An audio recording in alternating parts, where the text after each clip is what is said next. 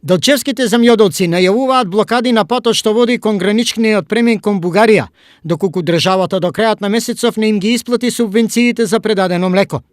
Ова денес, во вид на предупредување, тие му го соопштија на раководителот на подрачната единица за земјоделие во Делчево. Ако не се исплатат целокупните доспеани субвенции за 2018 година, на ден 1.11.2019 година, во знак на протест ќе го блокираме меѓународно пат на Република Бугарија во трајање од по 1 час дневно, а во продолжение се додека Министерството за земјоделие и шумарство и водостопанство не ги исплати законски предвидените субвенции.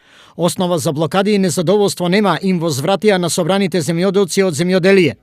Значи со ребалансот на буџетот за 2019 година, значи обезбедени се средства, значи за дополнителна мерка за предадено млеко по литро.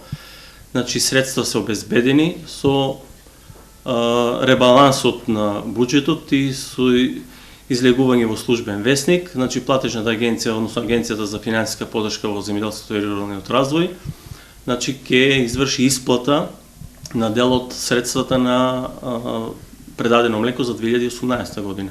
Во Пијанечко-Милешевскиот регион има околу 200 регистрирани сточари. Тие од државата очекуваат по 4 денари за литар предадено овчо и козјо и 3,5 денари за литар кравјо млеко. Со протести и блокади на патиштата вчера се заканија и оризопроизводителите, кои од државата се уште ги чекаат ветените интервентни 5 денари за килограм предадена оризова арпа.